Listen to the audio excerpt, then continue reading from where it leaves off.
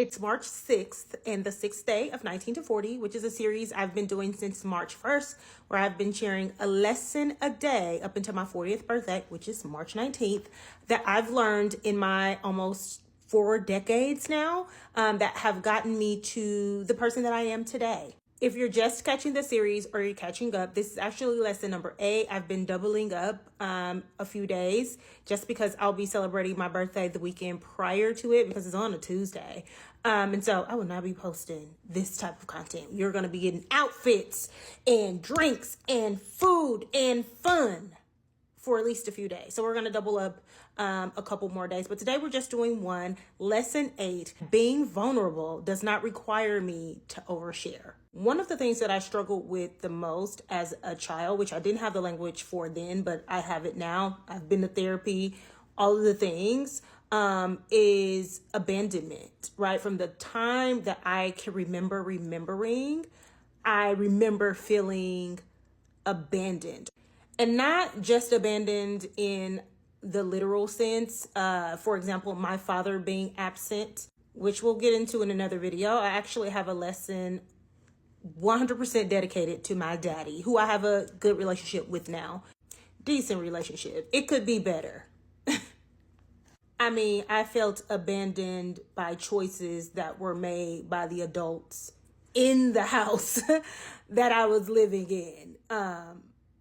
It's one thing to be abandoned and you like never see the person and you know, have no dealings with them. It's another thing. It's another thing to feel left out and forgotten in plain sight, if that makes sense. You know, to be honest, I didn't grow up in an environment where being vulnerable was even a thing. I was never afforded the opportunity to express my feelings, good or bad, about anything, give my opinions, you know, say what I didn't like or did like. I was a child. I stayed in the child place. So for me, at a very young age, when I didn't understand something or something was off or it was contradictory to, you know, what I was told was the right thing or the wrong thing, whatever, I just started to reconcile that stuff in my brain myself as a kid. By the time my mom passed away when I was 13, I was at the point where I really didn't trust anybody, not even her, not my sisters, not my friends, my community of friends that I had built. And we'll talk about community in another video. I didn't trust them to understand or get how I was feeling about just everything that was happening. I had like deep anxiety around sharing it and then being shut down or misunderstood or told that I'm misunderstanding what's happening to me. My biggest fear was to have my experiences invalidated. And I didn't have the language for it back then, but I mean, it's still to this day one of the things that I just absolutely cannot. I mean, you want to talk about something that might make me blow my top, is to invalidate my experience. I know what happened because I was there when it happened. I don't know, just the idea of pouring my heart out, everything that I'm feeling, everything that I'm going through, just to have people misunderstand or invalidate my feelings and walk away from the situation feeling even more vulnerable, mad, upset, or lonelier than when I started. When I was 18, I left home for college and I made a vow that I would, 1, never go back, and 2, I would never have to call home for anything, like any time. I don't care what I was going through. I was never calling home. And I went from 18 to literally 32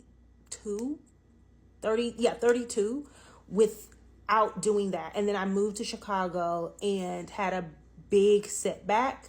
And for the first time in my actual adult life, I was like, I'm going to have to call home. I don't know how to do this. I don't know how much I have to share in order to get the help that I need. I don't want to do this. And this was a turning point for me because I called home to my older sister and basically really all I said was, this isn't working out. I need you. And she was here in the 4 hours that it takes to get from St. Louis to Chicago to help me, and she didn't ask me no questions. And not only did she come, her husband came, my other older sister came, my 2 nieces came, my aunt came, like my entire family came. And I remember on the drive from Chicago to St. Louis, I was in the car with my aunt. She was driving my car and I was on the passenger side. And I remember just thinking, I wouldn't have made it out of this if I didn't make that call. Right. And so, like I said, that was a turning point for me when I was like, okay, being vulnerable and asking for help when you need it, it ain't that bad. And you can't put boundaries around it. Like I said, my sister didn't even ask, for any details. She was just here. And I remember going home and having dinner with my friends, and I was telling them, just spilling everything that was happening. And one of my best friends was like, we've been best friends since freshman year of high school. You have never told me this much of your business, like ever. I won't even get into how my inability or just unwillingness to be vulnerable made me hard as a rock and how that affected my romantic relationships, baby. I would need 50 parts, all Risa Tisa. And we're talking about being vulnerable without oversharing. I am cheering sis on, but you would never get something like that out of me, because what I learned is, again, I can be vulnerable, but I have boundaries around my vulnerability. I cannot say that word. Y'all know what I'm trying to say. I try not to share things that I am not looking for or ready to receive feedback on. I tend to be a little more vulnerable with the people that I have personal relationships with. I have a lot more boundaries as it relates to what I share online. For as much as I post on here, I have strict boundaries around talking about relationships of all kinds, especially as it relates to conflicts. This isn't a I'm not sharing my man on social media type thing. You'll know I have a man when I have a man, but some moments are just precious to me and they are to be protected. And so, yeah. So I guess it's more of people that truly love you and care about you and want to see you do well don't require oversharing for you to be vulnerable with them. They just want to be able to help you, or at least that was in my case. It's March 7th, day 7 of 19 to 40, a series I've been doing since March 1st, where I am sharing 19 lessons that have helped make me into the woman I am today. Today's lesson is lesson number 9, and that is to advocate for yourself. You need to be able to speak up for yourself and communicate on your own behalf as it relates to everything in life: relationships, work, your health, your mental well-being. And it really starts with self. You have to be able to clearly communicate with yourself what your wants, needs, and desires are. And it'll make it easier to communicate it to other people and help other people understand your thoughts, needs, desires, boundaries. It's not always going to be the easiest thing to do. A lot of the times it's going to require you to clearly communicate. You have to literally open your mouth and say the thing. Some of those conversations are going to be difficult conversations depending on the situation. Like I said, boundaries, you're going to have to model them, because boundaries are for you. You set boundaries, you hold yourself to them, and by modeling your boundaries for other people, then they follow, right? So you're going to have to hold yourself to boundaries while also making sure that you are communicating them. And for me personally, it's an important skill to have. We spend so much of our day, so much of our time is spent doing things that are out of our control. Work is out of your control. Relationships are out of your control, because anything that involves other people is out of your control, because people are not controllables. We'll talk about controllables in another video. There are so many things in the environment, in our communities, that are out of our control. So for me, in my mental and physical well-being, I had to get to a point where I am able to say in any of those scenarios, that don't work for me. And when I get to the point where I'm like, that don't work for me, and a resolution that does work for me cannot be met, I have no problem with removing myself from the situation. Also, advocating for yourself can be the difference between sickness and health, life and death. Sometimes you have to get comfortable with looking a little cuckoo crazy to people when it comes to advocating for yourself. I'm talking specifically about my health. So about 8 years ago, I woke up with a random spot on my leg, and it started to grow up my leg and then to my other leg and then all up my back and my butt, and eventually it was on my arms. You could see some of the hyperpigmentation that is left from what I call like lesions that I get. But I spent a year going to a bunch of different dermatologists who kept trying to tell me, oh, it's eczema and it's this and that. They gave me biopsies and they kept trying to tell me that it was eczema. They wanted me to take topical steroids. They wanted me to take steroids by mouth. And I'm like, this is not eczema. So I got on Google. I started looking up a bunch of different like skin rashes and all of that type of stuff. And I probably went to 3 or 4 different dermatologists who had all but like laughed at me for coming in there with a folder full of printed out Google images of things that I had found online. They completely dismissed it. I even went to my primary care physician and he kept saying, you should really, listen to the dermatologist. I found another primary care physician. And I went to him and I went in with my big old stack of papers in a folder. And at that point, it was over a year. I had been walking around with open wounds on my body and I was tired of it. The professionals were not listening to me. So I go to this primary care physician, I show him my body. I show him all of my research and he looks through it and he gets on his computer and he starts looking up some stuff. And then he turned to me and he said, I'm going to be honest with you. I've never seen this before. He was like, but this research is thorough. He was like, so what I'm going to do is I'm going to start sending you to different specialists. So first I went to an allergist. I did a full environmental allergy test, food allergy test to see if maybe it was something that I was allergic to. And then after he referred me to that doctor, he referred me to a rheumatologist. One of the things that I had in my little folder that could have possibly been going on with my skin is skin lupus. And all 3-4 of the dermatologists that I went to told me no. So my primary care physician was like, it could be. I'm going to send you to a rheumatologist.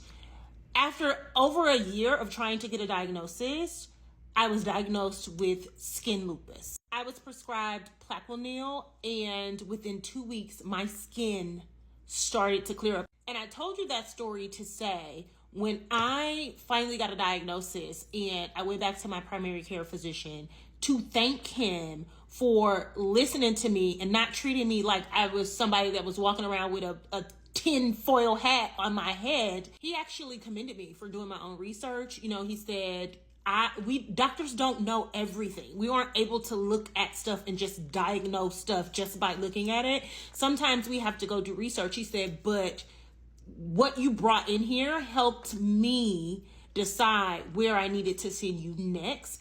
And it was a joint effort. And I would like to see more people advocate for themselves in that way. And I have cried like a baby in that man's office because self-advocacy is hard in general for anyone and in any situation.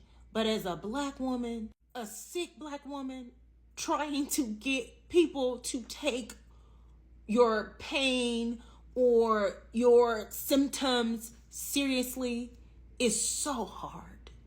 So advocate for yourself in every situation, at work, at home, in relationships, your health, your mental health, your physical health. Advocate for yourself. Get comfortable with not playing about you. It's March 9th and I am headed out to celebrate one of my oldest friends. By oldest, I mean one of the people that I've been friends with for the longest in my life. We've been friends for 26 years now.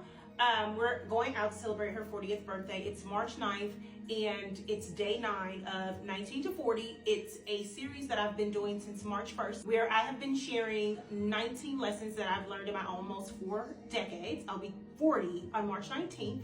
That have made me the woman that I am today. And I thought we'd talk about lesson number 10 while I'm getting ready. I've already done my makeup. I'm gonna put on some red lipstick. It's my signature. It's Fiery by Stila. Now my lips match my red tongue because I've been eating Cheetos while I'm getting ready. Today's lesson, we're going to talk about you having the right to change your mind. I am a strong believer that we should be taking inventory of our thoughts, our beliefs, our desires, our wants, our careers, our relationships, everything in our lives, and making sure that they still align with who we say we are or who we want to be. So I decided to go pretty casual tonight with a tee and some leather trousers. This is Anina Bean. These are IMGA. I am going to put on a heel just to like dress it up a little bit. Back to our lesson. I think a lot of the times we get an idea in our heads about who we say that we are, what we say we want to do, and we get so married to them, especially if we've put some time and effort into those things, if we've told people about those things, and we don't give ourselves the permission to say, actually, that doesn't work for me, right? I'm not enjoying this. This isn't what I thought it was going to be. This isn't what I want to be doing. And so I'm going to pivot. I'm going to redirect. I'm going to change my mind. But we end up being stuck in these situations, in these careers, in these lives, in these relationships that we don't want to be in, because we think walking away from things that don't serve us anymore makes us non-committal, or, you know, we don't have the ability to see things through. And it took me a long time to realize that that is just not the case. I think for me, I'm gonna put on my acne mules. I think for me, one of the biggest things that I allowed myself to, or gave myself permission to change my mind on, and it has freed me up completely, is the idea of like motherhood and, you know, wanting to have children. For as long as I can remember, maybe up until I was like 30, I was pretty sure that I wanted to be a mom. I was very adamant about it. Okay, this is the look with the mules. I'm thinking I might want to tuck the shirt now. I didn't think I did at first, but I think I might tuck it. No, I don't think let me look. Yeah, no, I think I'm gonna leave it out. You know what I should have done? I should have knocked the wrinkles out of this t-shirt, but I'm not.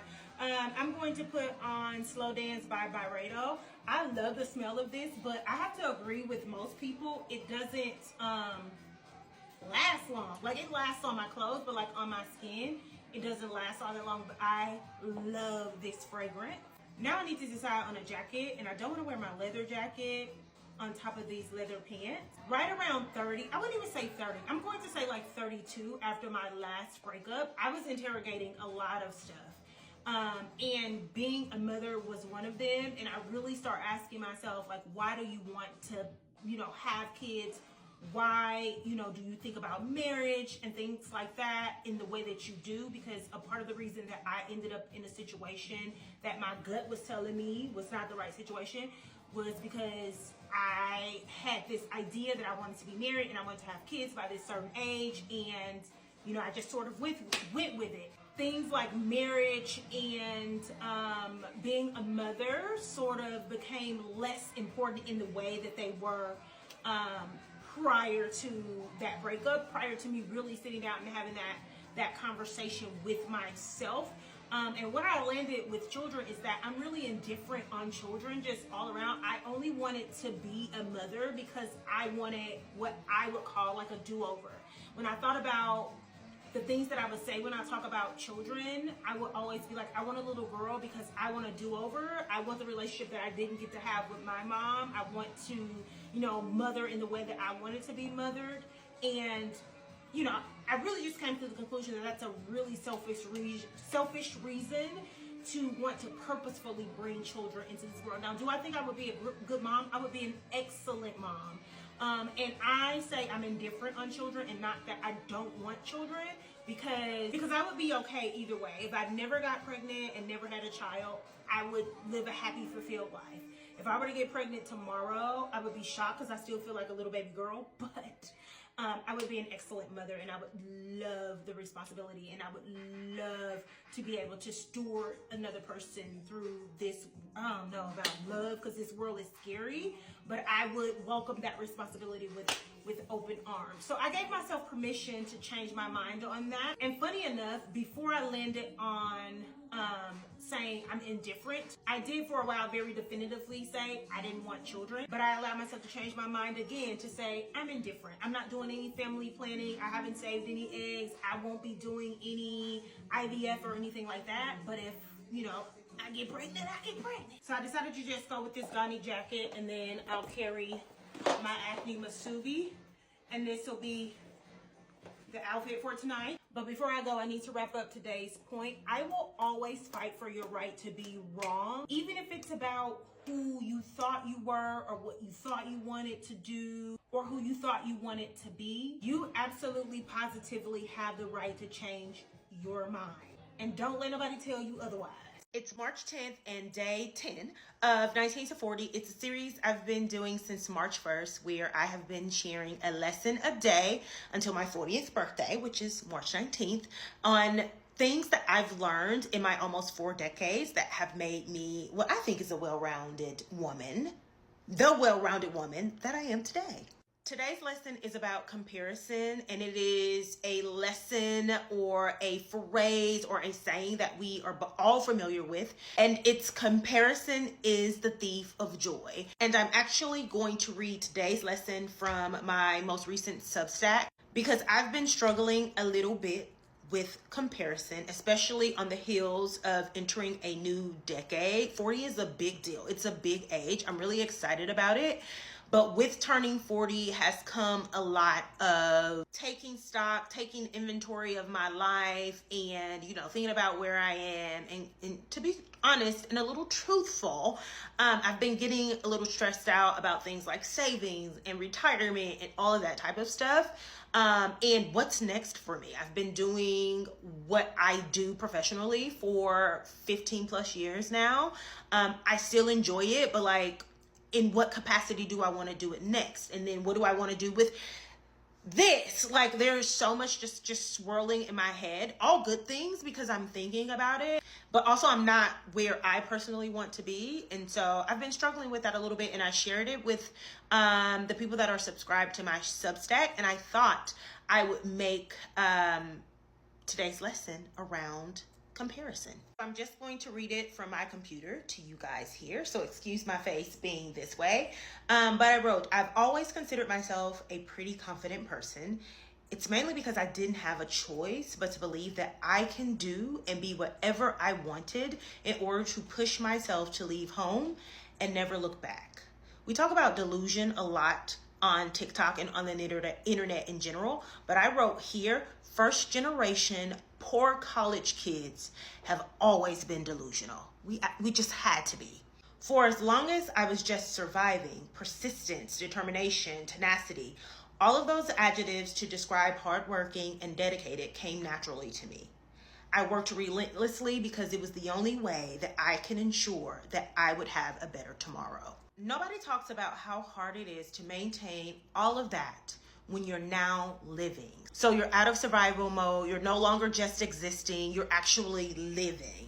The same sense of urgency just isn't there. I can't seem to get myself fired up about my goals and aspirations like I could when they were all I had, and it's making me insecure. Insecure because there is so much more I want to do, and this version of Angela just seems to not be a girl who gets it. Also insecure because the other girls are getting it and getting to it. It's not a why them, not me comparison. It's a that could be us, but you playing type of comparison. The girls young, my age, and older have figured out a way to put themselves out there and go for the goal or gold. I kind of played with the word there in the article. While I'm over here just playing double dutch with mine and getting frustrated when I finally hop in and miss. I'm not jealous, I'm not depressed, but I do have doubt. I don't doubt that I have the talent and skill to achieve my goals, but that I don't have the fire in me to persistently pursue something new and unknown over fading into this comfy little life that I have and I already love so much. So that's where I'm at right now. And I share that with my Substack readers, and I wanted to share it here as a lesson. Yes, comparison is a thief of joy, but also growth and healing and self-awareness and all of those things are not linear. And it's not like you learn all of these lessons and become so evolved that you'll never have to face whatever that thing is again. It's just when you find yourself in a situation like me where I am struggling a little bit with comparison and stuff like that, you have to hold yourself. This is where you put into practice the things that you have learned. So hopefully you all enjoy that, and I will see you all tomorrow with lesson number 12. We're almost there. So it's March 11th and day 11 of 19 to 40. It's a series that I've been doing since March 1st, leading up to my 40th birthday, which is March 19th. I've been sharing 19 lessons that I've learned in my almost 4 decades that made me the woman that I am today. Today's lesson is probably the biggest lesson that I live by. It's also the piece of advice that I probably give out the most, and that's to control the controllables. And for me, that means me. I am the only thing in this life that I have control over. My thoughts, my intention, my behavior, my responses, how I treat myself, how I treat other people, the effort I put into things that I do, with the understanding that I can approach every person and everything that I do with the best of effort and intention, and it still not work out in my favor. Because unfortunately, even when we are at our best, we may be subject to the worst of things. You can put your all into a job and still not get a promotion. You can give all of you to a significant other or a friend or hell, even family members, and they still hurt you or take you for granted or decide that you're not enough. You can work out and eat only the best of foods and still fall ill. You can pray every day. You can be strong in your faith and you can still experience hardship. I had to realize that I can't stop shitty things from happening to me. What I can do is control how I respond to whatever it is that is happening to me. One thing about me, when I know that I've put my best effort into something, I have no problem walking away from it with my head held high, even if it ended, even if it didn't work out in the way that I wanted to, even if the person on the other side of it has a negative perception of me because of my decision to walk away. I can very happily and healthily walk away from something when I know that I've put my best effort forward. I've controlled the controllable, which was me. Anyway, short and sweet today. Hopefully y'all enjoy that, and I will talk to y'all tomorrow. I call my ability to let go of things and walk away from people, situations, whatever, that aren't serving me, my gift of goodbye. I got that term from maybe like back in 2013. I used to live in Nashville. I used to do a lot of blogging and stuff when I lived in Nashville. And there was another blogger on the scene. Her name was Kenya Raymer. She used to go by Happy Truths, but I think she just goes by her name now. If you go Google My Gift of Goodbye, Happy Truths, it'll pop up. The blog will pop up. And in the blog, she was talking about this experience she had in a conversation with a friend where she had just gone through a big breakup, romantic breakup, and then also a friendship breakup. And her friend was like, oh, you just have the gift of goodbye. You have the ability to just walk away from things without a second thought. And initially, she was hurt by that diagnosis because it made her feel like her friend was seeing her as a careless person. But when she started to interrogate what that gift actually was, it turned out to not be a bad thing. And that was a shared experience for me. And it really, really resonated with me. So I start calling it my gift of goodbye. And here's the thing. It's not a cutoff game. The kids are describing it these days, right? I won't sit on here and claim to have a unfavorable experience with somebody and then just immediately be like, I'm done with you. I won't claim to do that, right? Especially if it's somebody that I love and I care about, and I would like to maintain a relationship with them, maintain community with them. I'm just not out here fruit ninjaing people that I care about. However, if I have put in what I consider real intent and real time and real effort, and it is not bearing any fruit, then I'm gonna get the fuck on. I don't need closure. I don't need any additional conversations. The fact that with all the intent and effort that I put in, or maybe we both put in, the thing still couldn't come back together in the way that we needed it to move forward is enough. That is the closure. That is the end, period.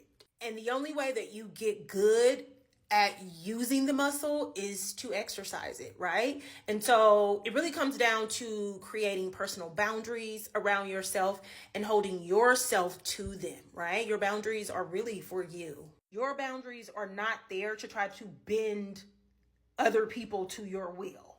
You are responsible for showing people how you expect to be treated, right? So yeah, it's a struggle, and I never want to be that type of content creator that makes it seem like I just have it all figured out. Girl, sometimes I struggle too, even with the gift of goodbye. But again, it's a muscle, and you just exercise it. You just put in the work, sis. It's March 14th and day 14 of 19 to 40. It's a series I've been doing since March 1st, where I have been sharing 19 lessons that I've learned in my almost 4 decades. I'll be 40 on March 19th, that have made me the woman that I am today. We're actually on lesson 14, so we've caught up. We're going to do a few lessons today, so we'll get to about lesson 16.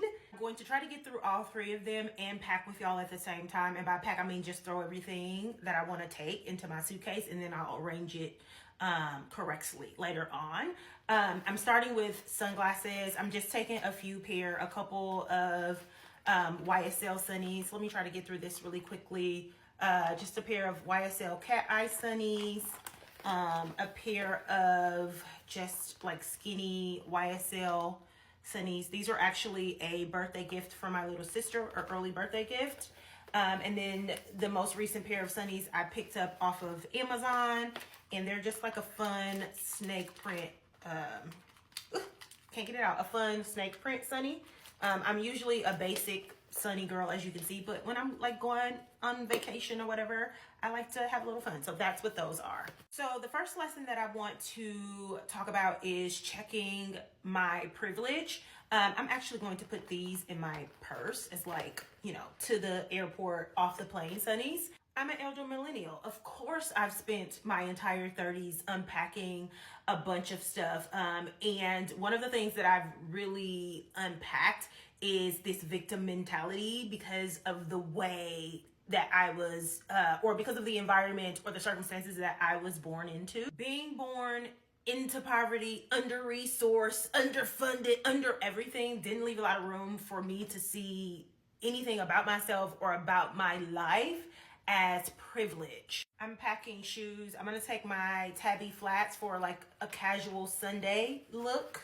I'm gonna take these Knowles mules for a Friday night dinner look, which don't come with a dust bag, so I need to grab a dust bag out of some of my other shoes. I'm gonna take these Proenza Schuler mules for my actual like birthday dress. I'm also gonna pack these Acne mules for a afternoon, like a elevated casual afternoon. And then these are gonna be my airport shoes. I'm not actually going to pack these, but I needed to take them out the box so I don't have to go digging for them.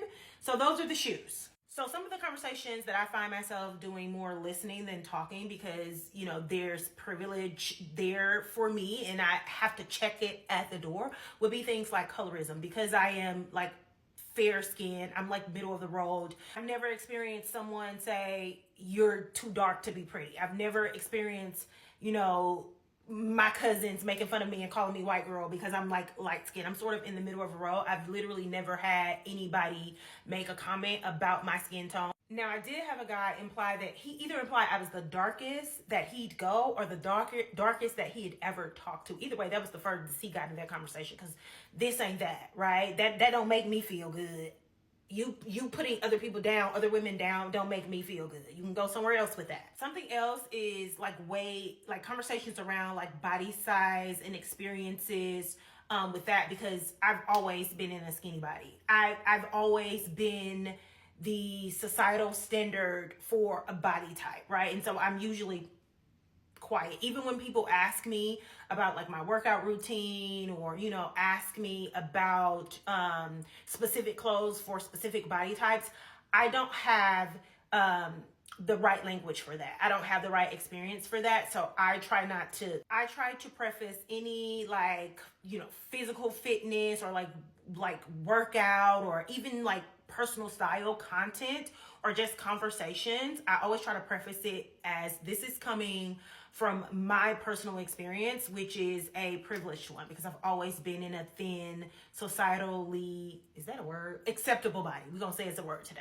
I often refer to being the first to like get out and go to college and all of that type of stuff. There is a burden there, but I also have recognized the privilege in being able to be the one to do that, where my sisters and my brothers didn't have the opportunity. And I think also recognizing the privilege in that, while still not invalidating the burden that can be, was a turning point in how I viewed how my siblings viewed me as different, and, you know, all of the internal stuff that goes along with that. And then one that recently that I learned just this week in having a conversation on my page around the discourse about being afraid of hood Black people, is that growing up, even under the circumstances that I did, being able to grow up and go to school and then go to college in completely Black spaces and have that connection to my Blackness is a privilege. Learned that this week. We have to move on, or we're gonna run out of time. I'm gonna take this Vetma like asymmetrical skirt, and I'm just going to wear it with this Zara top, and I'm gonna wear it with those Knowles mules. That last sort of privilege is going to bring me into the second lesson, which is to remain teachable. You should always be teachable. You should always be willing to learn something new. And in that conversation that I was having on my post about the discourse, and I was asked to consider that privilege, I had to take a step back, because I was like, like I said, when you are born into certain circumstances, a lot of the times it's so easy to settle into like victimhood.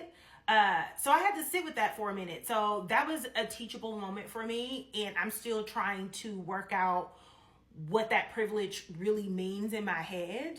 But that was a teachable moment for me, and I appreciate dialogue in that way, because it has started some additional unpacking that maybe I need to do. Anyway, I said that I was going to have like a casual Sunday. I'm going to be in LA, by the way. So I'm going to take this totem. It's actually a bathing suit, but I'm going to wear it as a top, and maybe a bathing suit if it gets warm enough. It's going to be in like the 70s, which I'm not going by no water in the 70s. But this is just a totem monogram bathing suit. I couldn't think of it for anything. So I'm going to wear that as a top, and then I'm going to wear this COS just simple black like deconstructed jacket over the top of it with these Margiela slit jeans, and then my tabbies. Lesson 3 sort of piggybacks off of lesson 2 as well, and that's to not believe everything that you think, right? Most of the time we come up with like our ideals and our perspectives based off of our own experiences, which can be limiting, right? So again, you should be open to being teachable and to learning new things, and not believing everything that you think. Your feelings are not fact, right? And you also have to keep that in mind. So yes, checking your privilege, remaining teachable, and, you know, not believing everything you think all the time. Let's wrap up this packing video really quickly. I'm going to take these track pant style trousers that I also picked up from COS recently. I want to wear them for like the elevated casual afternoon I mentioned with those Acne Studio mules. I don't quite know what top I want to wear for that, but I probably will also wear them home from the airport or to the airport on the way home, and then I'll just throw them on with this Bodhi tee and probably my my Margiela tabby flats. And then finally is the piece de resistance, this Christopher Esber dress that you really can't tell what it looks like. In this frame, you'll just have to stay tuned to see what it looks like on, but I'm going to wear this to my birthday dinner. My birthday isn't until Tuesday. That's why I keep doing that. But, you know, I'm a turn heads while I'm in LA for the weekend. So I'm gonna wear this with those Parenza, like those snake print Parenza mules that I showed y'all. And that's it. That's what I'm taking for the weekend. I really could just use a medium-sized suitcase, but mine broke and I don't have one. So I'm taking my large suitcase because the small suitcase is too small. Anyway, I have to go get my nails done and my hair done, and I'll see y'all later. It's March 17th and day 17 of 19 to 40. It's a series I've been doing since March 1st, where I've been sharing a lesson a day until my 40th birthday, which is on March 19th, that I've learned in my 4 decades that have made me the woman that I am today. We're on day 17, like I said. We're going to do lesson number 17 while I get ready. I'm already ready. Like, I'm dressed. I'll do a separate OOTD. But I need to, like, my face is dry as a desert. So I need to, like, get my face ready before I get ready to leave the hotel. I'm in LA. I've been here since Friday. This was like my pre-birthday celebration, real low key or whatever. Today's my last full day. My friends have left, so this is like a solo day. So I've just been taking my time. I worked out this morning, had breakfast at the hotel rooftop. I'm about to go do some shopping. Hopefully not a lot of shopping, not too much shopping. Hopefully I walk away with nothing, very much nothing. But I don't know if that's possible for me. My lips are so dry. I always start with Vaseline. When I'm at home, I didn't mean to put that much. Wherever I'm at, my skincare starts with Vaseline. And by the way, it's about to be really limited because, girl, I didn't bring nothing. I don't know. I brought sunscreen, face wash. That's it. I ain't got no eye cream. I ain't got no nothing. So what I'm going to do is put some bio oil on my face as moisturizer. Like, girl, where is my stuff? Which is crazy because let me show y'all this. Like, look at all this shit. I have so much stuff in here, but I don't have no eye cream and no moisturizer. But I'm gonna use bio oil, which it was like my holy grail after my lupus diagnosis, and when I was like trying to clear up these scars that are probably never gonna go away. Anyway, the lesson. Let's get to the lesson. No relationship of any kind, not romantic, not friendships, not familial relationships, not work relationships, none of them are worth not being able to show up fully as who you are. None of them are worth you dimming your light. None of them are worth you not putting yourself first and what's going to make you happy and comfortable. And anybody, job, friendship, relationship that you lose in the process of finding yourself, being good to yourself, being selfish in good ways, anybody you lose in the process of that, they weren't meant to be around anyway. I'm just using a little travel size super glue for sunscreen. I know that this works on my face. I have some other sunscreens, one by Lancome, one by Kiehl's in here, but I don't got time for no mishaps. I'm gonna use what I know works on me. Like, I'm not the type of person that feels like everybody has to feel the same way about the things that are important to me. Like, you don't have to feel like those are important things,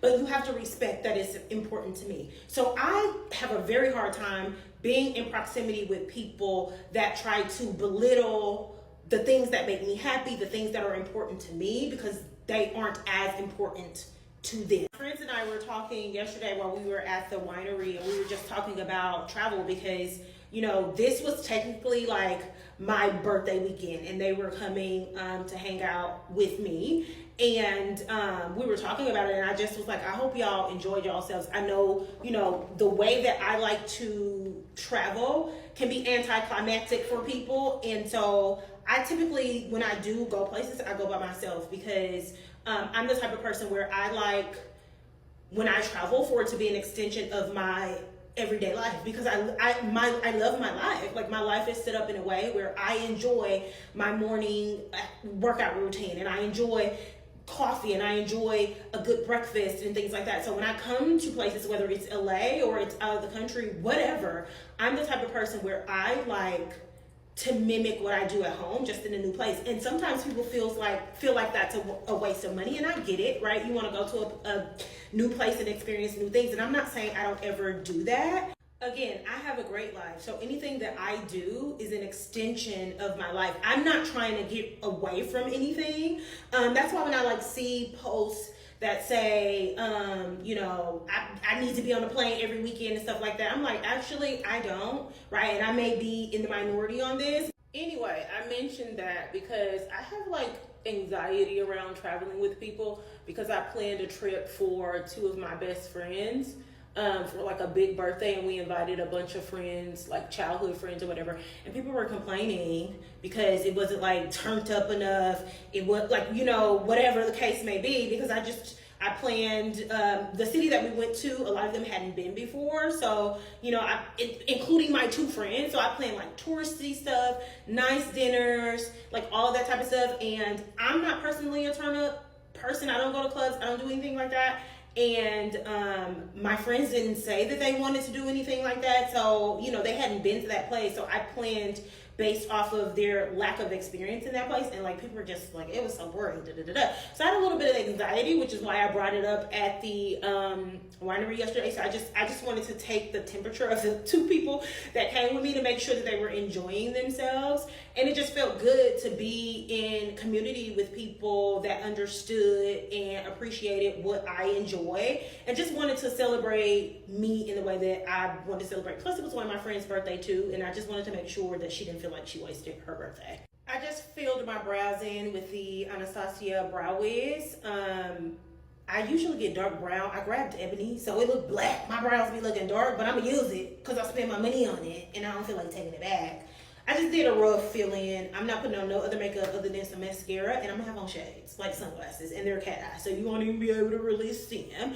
But yeah, like being in relationship or friendships with people that don't see value in the things that you value, that shit's dead. And this isn't me saying, oh, they're a hater. You got your friends are secret haters.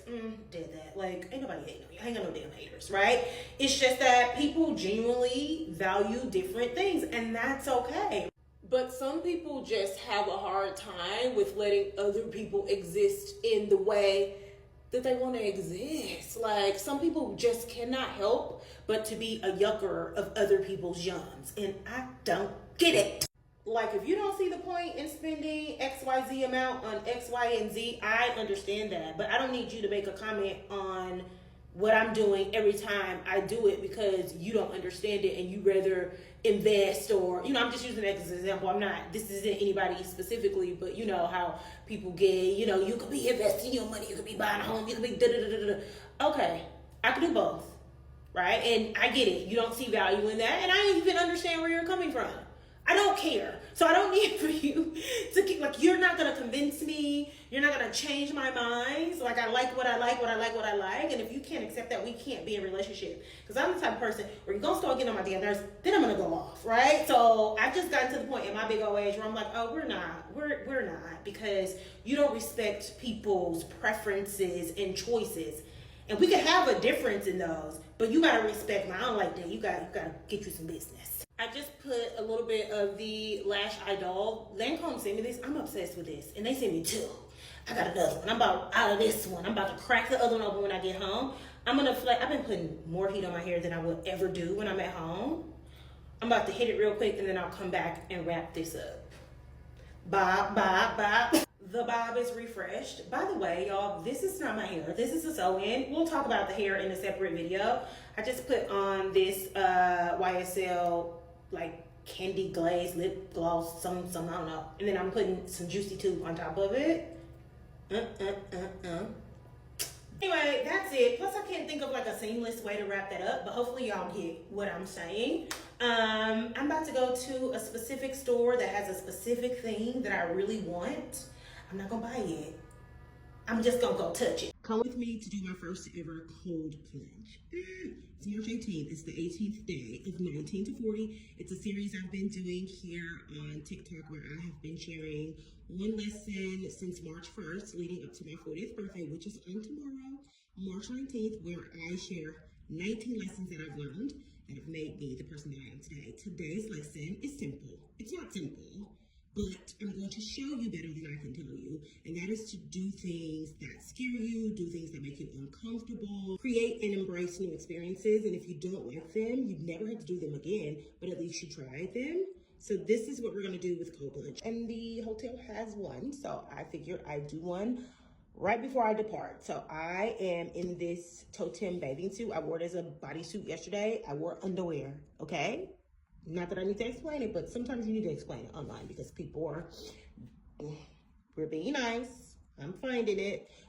So I just threw my Totem bathing suit on. I just popped out of the shower. You have to be fully clean. So I had to wash all of the lotions and oils and all that stuff off of my body.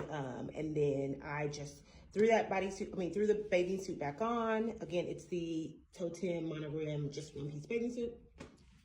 Threw some shorts on to cover my booty. And I'm gonna take a hoodie up with me and a big towel to wrap myself up after I'm done. So let's go. So there won't be any cold plunge because they have an event happening this morning, which is crazy because I asked yesterday. So rain check on the cold plunge. They are having an event, so it's not even available. It's usually over there in that corner. So I pivoted my morning to a nice slow breakfast in the hotel. That's a bonus lesson. Sometimes things are out of your control. Learn to pivot.